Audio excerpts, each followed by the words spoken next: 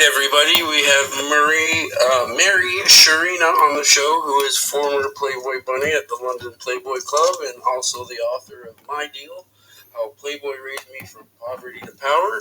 And we are going to go through a quick questionnaire, and her book is now on Amazon, so give that a quick peek, and we're happy to have you on the show. Mary, how are you this evening? Pretty good, thank you. All right, so I have a questionnaire here that we were mentioning before, and I would like to go through each question with you. So we'll just begin now. So, what was the final straw in the camel's back, so to speak, that made you go, I need to put my stories into a book? Well, there was no final straw because over the years I have been planning to write my memoir because I really believe that my story is very unique. I doubt I could meet anybody who has walked in my shoes. So I always planned to write it, but life got in the way. So there was no straw or camel's back. It was just something that I had to do. And over the period, which took me a long time, but over a period of time, I went to school to learn how to write. And here I am. Well, it's very cool. Your story is very unique and interesting for sure, and I think you've had some very unique life experiences compared to some other people. So I also wanted to add, what have been some of the mixed reactions from your era when working as a Playboy bunny, coming from a different time? What kind of criticism did you face from family and friends back in the day doing this? Well, if you've read my book, you'll know that my father particularly was not thrilled. He found out what I was going to be doing. But think about it, it was 1968, 69, and there was no social media.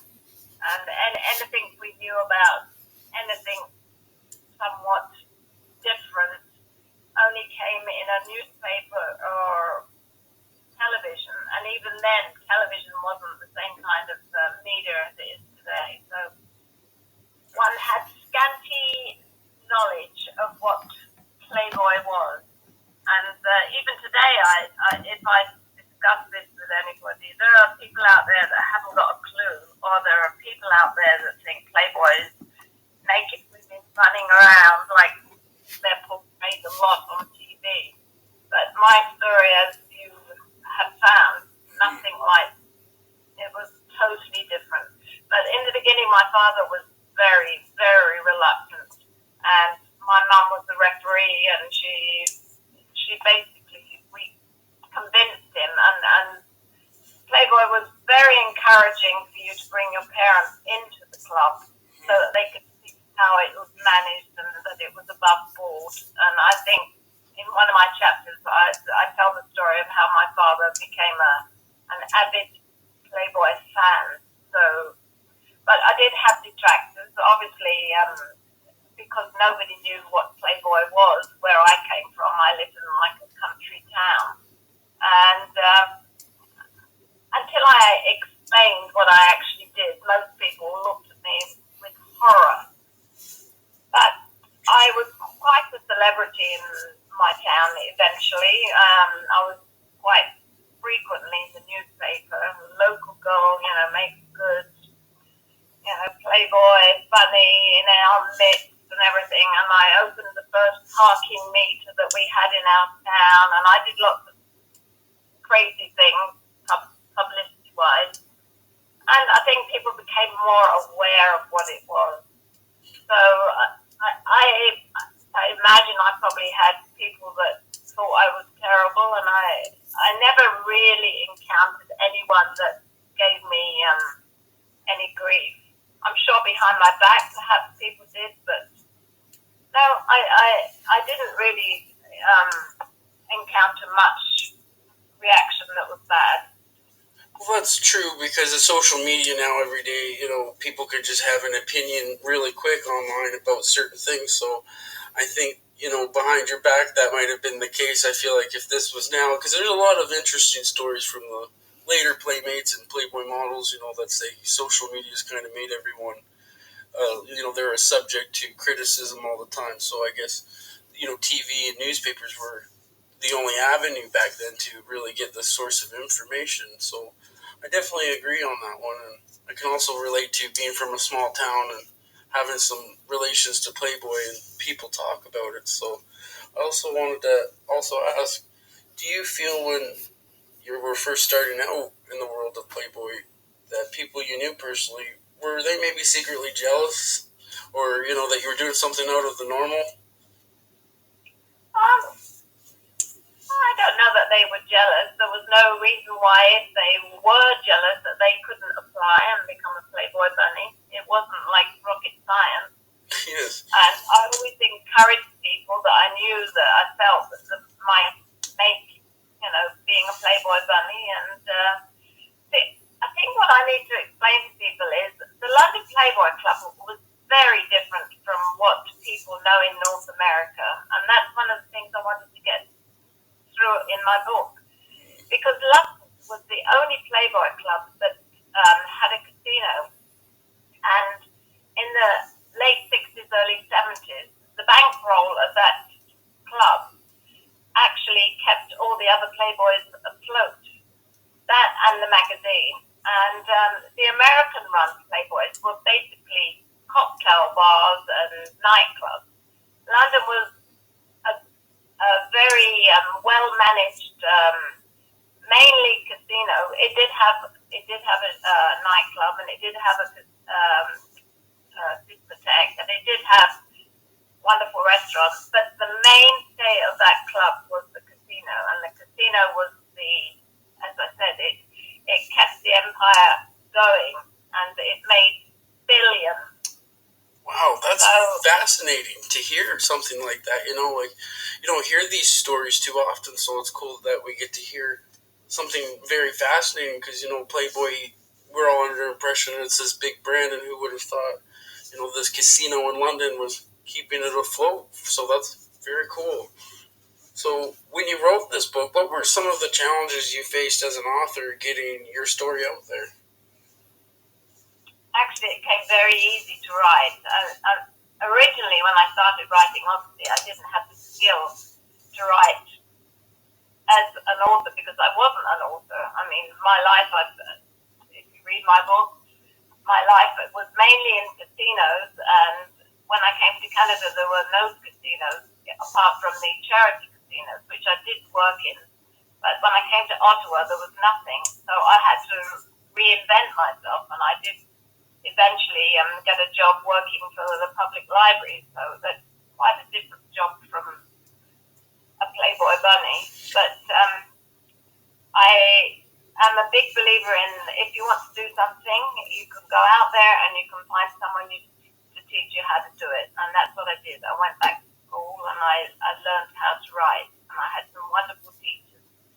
So actually writing the book, it was all in my head. I have an amazing memory, and I have to say that it flowed. It was no challenge. The challenge for me was making time to do it because I'm a very busy person. I play bridge, I golf, I bake, I'm in book clubs. So it was a matter of being able to sit down and write. And whether I say fortunately or unfortunately, for COVID, that was the time that I actually knuckled down and I got it written. Yes, but it's always been in my head.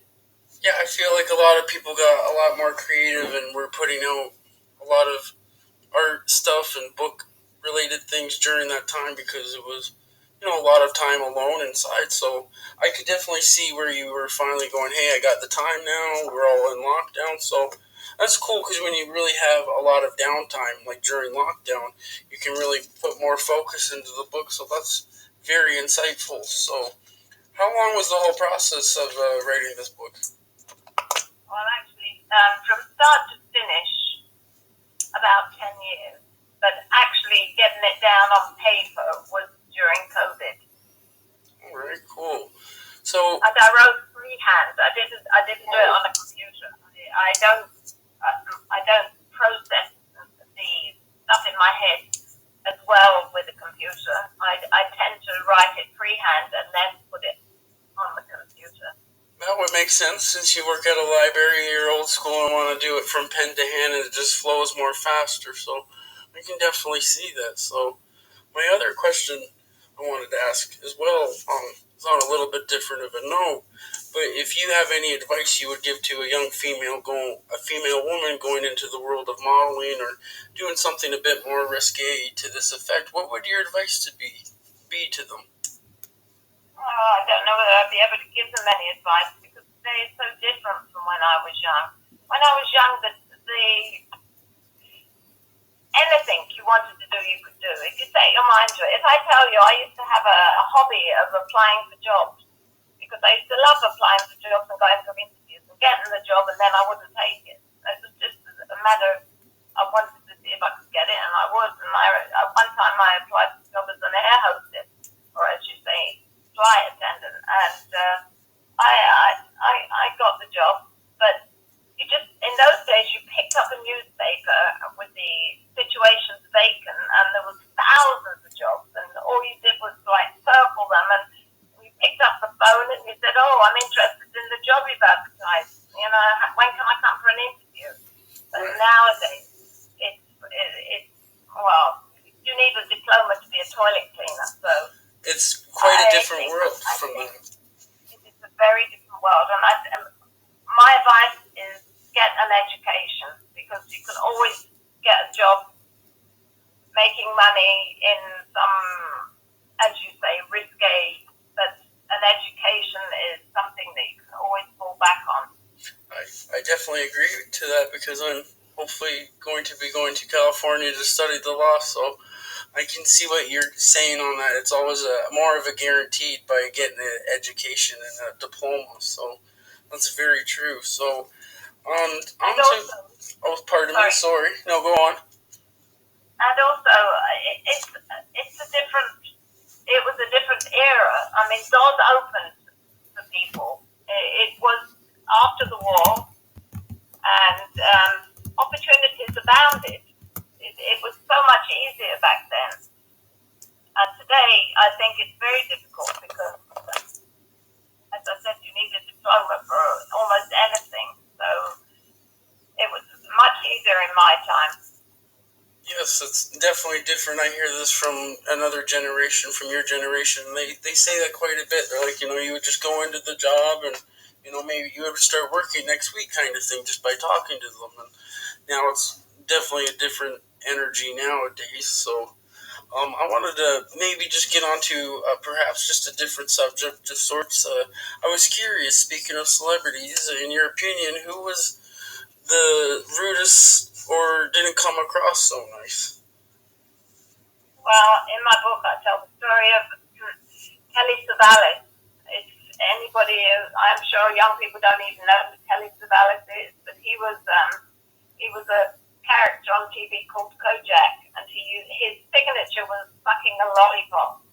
And he and his brother used to come into the casino I worked in, and they used to play blackjack, and I used to deal blackjack to them. But as I try and explain in my book, people parted from their money and not necessarily the same people that walked through the door when they had their money in their pocket.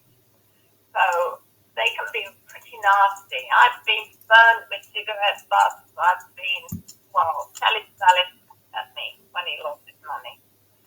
And in those days, there was you just had to grin and bear it. Like you would look to your supervisor and they just shrug and get on with it. So that's what we did. But you asked me who was. I imagine he was one of the rudest. Although I could tell you plenty of stories of examples. In fact, I think Jekyll and Hyde.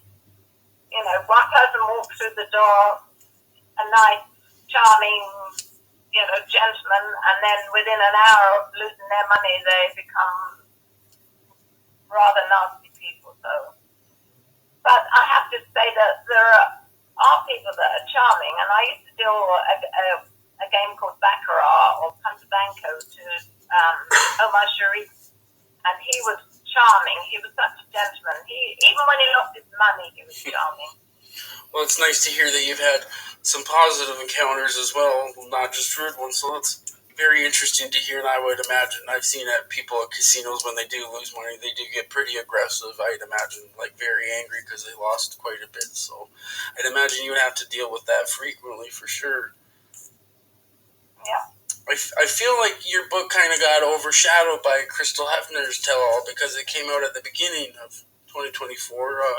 I wanted your opinions and thoughts on her and some of the other women of Playboy who write Tell All books. Can you give some of your opinions on that?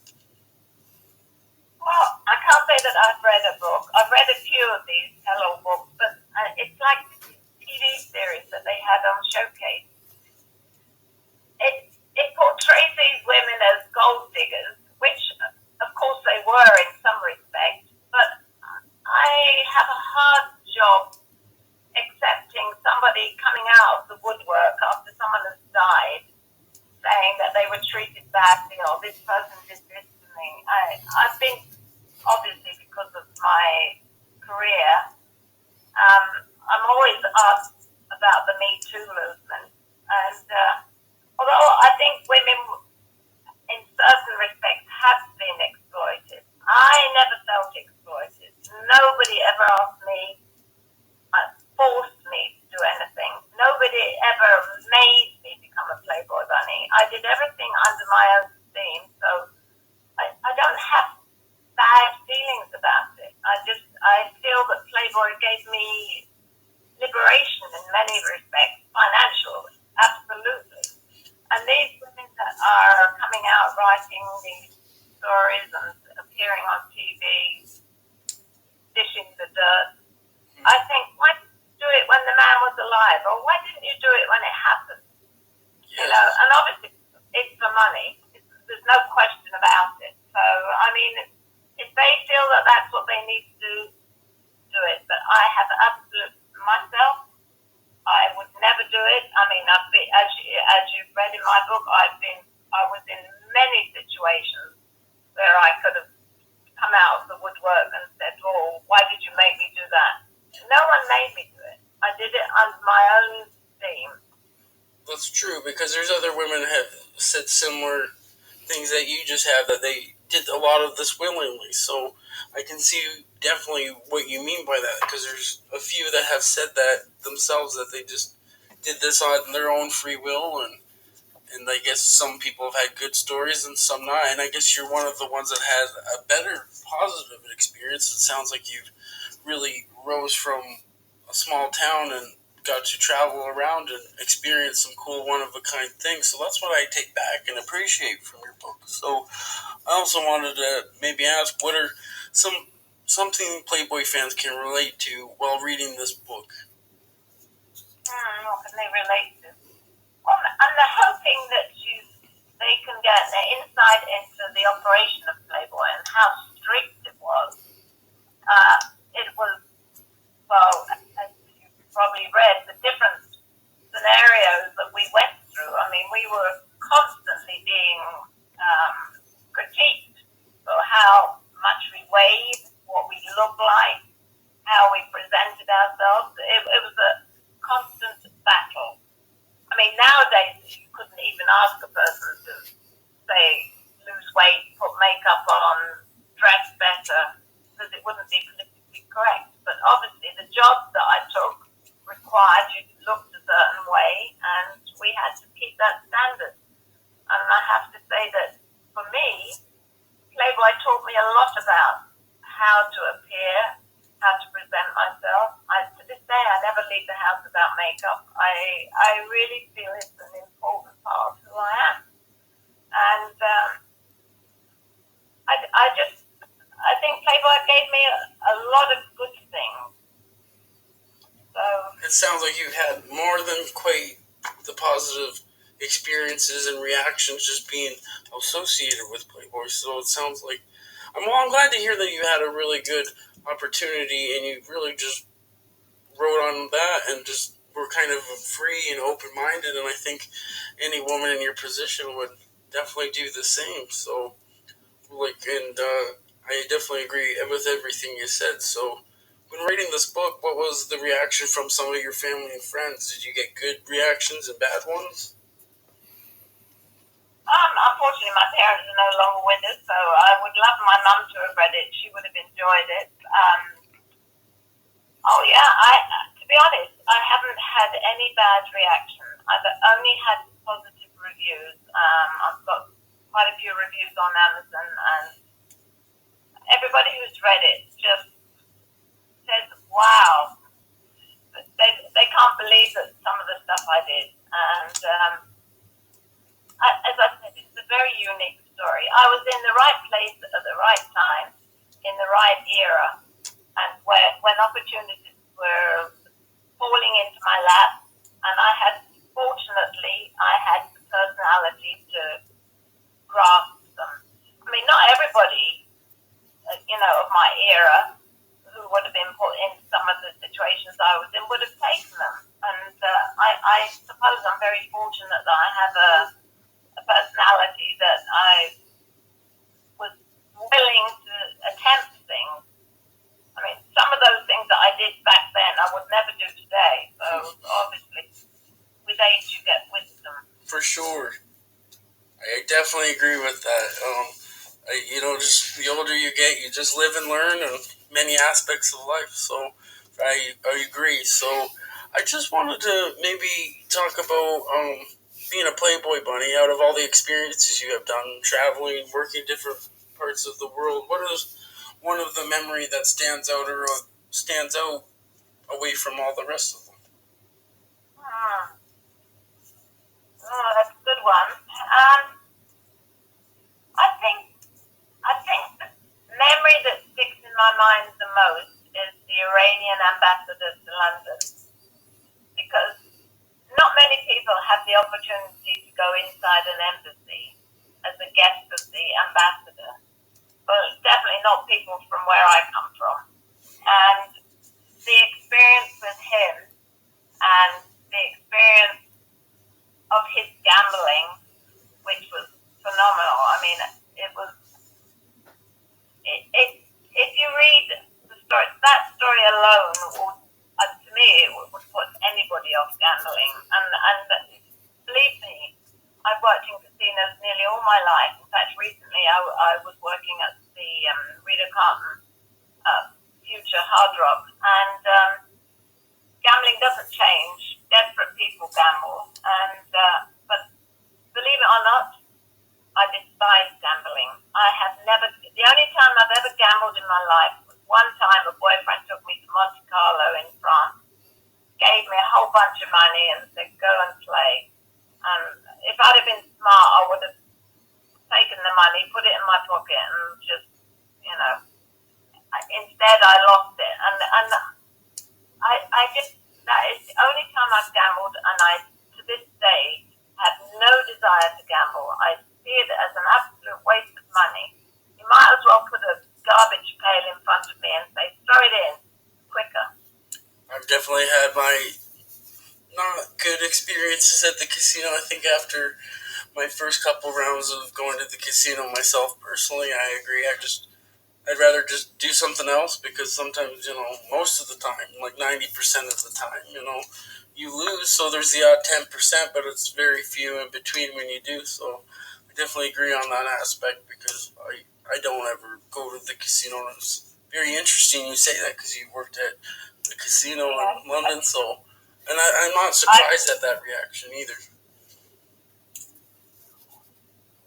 Everything that was happening, and I've seen people win huge amounts. Then I say it's money on elastic, because if you win, you think you can win more, so you come back again and you bring that money back and you bring it back with interest. It's definitely money on elastic. It's definitely an endless cycle. Nobody in the end is a winner. I agree. So I wanted to maybe go on to I wanted to get your opinion on something. Since there's so many scandals the last couple of years, like the TV series Secrets of Playboy. In your opinion, what do you make of those shows? As I said,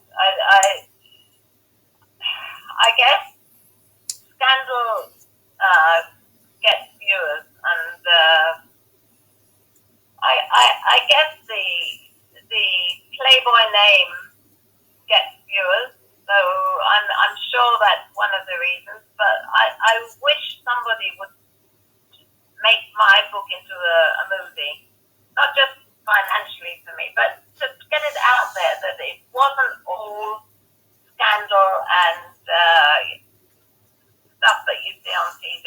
You know, so I consider Playboy was a wonderful, for me and for many girls who I still stay in touch with, it was a stepping stone into our lives. And it taught us many life skills that I am very proud to have. Oh, that's very fascinating, because there's been, before many people have said they've had bad ones, but there's also quite a few people that have said they don't really agree with it, and they've had very positive outcomes that led to long-term financial stability and just experiencing, a happier part of life, I guess I should say. So, I definitely hear that from, the media with the positive reactions out there from the positive stories, pardon me. So there's always going to be good stories and bad stories, I feel like, and no matter what kind of aspect. They never tell you the good stories, though. How many TV shows have they had on about how well people have turned out from their experiences? Yeah, I definitely agree with that. In my opinion, just for example, like the girls next door, they all seem to live a very good lifestyle, and it all seems to be, stemming from their association with Playboy. So I can definitely see how it gets confusing for viewers, because you got the other 50% on hand saying that was bad, and other 50% are saying what a great experience. So I kind of feel like someone needs to come out of the woodwork, and I always lightly tease and say maybe there should be lie detector tests just as a way to clear their name if they're willing to tell the truth and stuff like that. So I guess that's just my opinion on that as well. So when you hear the word Playboy, please tell the audience what that word represents to you personally. I'm sure you mentioned it in your book, but maybe tell the viewers what the word Playboy means to you today. Today, it means nothing really because the Playboy doesn't really exist. But, for me, Playboy was a very big thing. As I say in the title of my book, From Poverty to Power, it empowered me to do the things in my life that I wanted to do. It gave me financial stability that I could travel. It gave me a career in casinos that took me around the world. I worked for the Shah of Iran on his private island. I worked on cruise ships. Basically, I could get a job anywhere at one point. So it gave me what I have today. And I don't think I would be the person I am today. It gave me the confidence, and it gave me many aspects of who I am. It must have been a pretty thrilling experience to feel and have a good, thrilling, positive experience. So, I also wanted to just a curiosity. Did you ever get a chance to be a playmate? Was that something that ever maybe crossed your mind during the time? It's not up to you whether you're going to be a playmate. In fact, I did. In my book, you'll read a chapter about when I did test shots for Centerfold. And in fact, London, if you look at the history of the Centerfold, there's only ever been one British Centerfold, and that was a girl called Marilyn Cole, and she did the test shots at the same time as I did. In fact, I'm still friends with Marilyn, and she lives in London.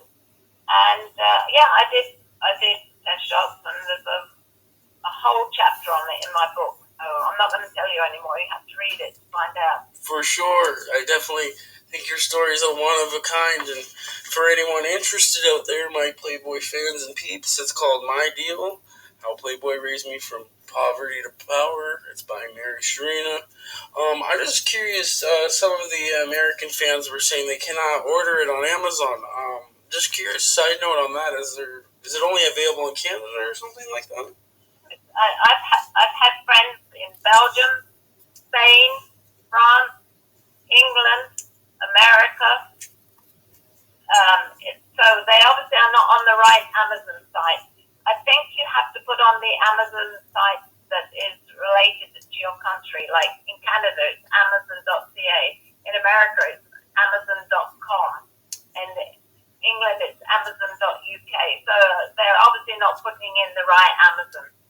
They just had a fan mention to me today that they were trying to order it, and they live in the States, and they went on Amazon.com, and I guess it said currently unavailable. So I thought I would just give you a little heads up on that. But I also wanted to say on a side note, very much appreciated. You're very gracious to come on my show and do this questionnaire and me give you an interview. So I wanted to thank you a lot for coming on my show and tell the Playboy fans out there that if they want to get the book, it's on Amazon, and it's a very interesting tale, and it is quite the book. So again, thank you for coming on my show. It's much appreciated. You're more than welcome. Well, everybody out there that wants to get the book, it's on Amazon, and thank you, and I hope you have a good evening. Thank you. All right, it was nice doing the interview. Thank you very much. Okay, bye. All right, bye.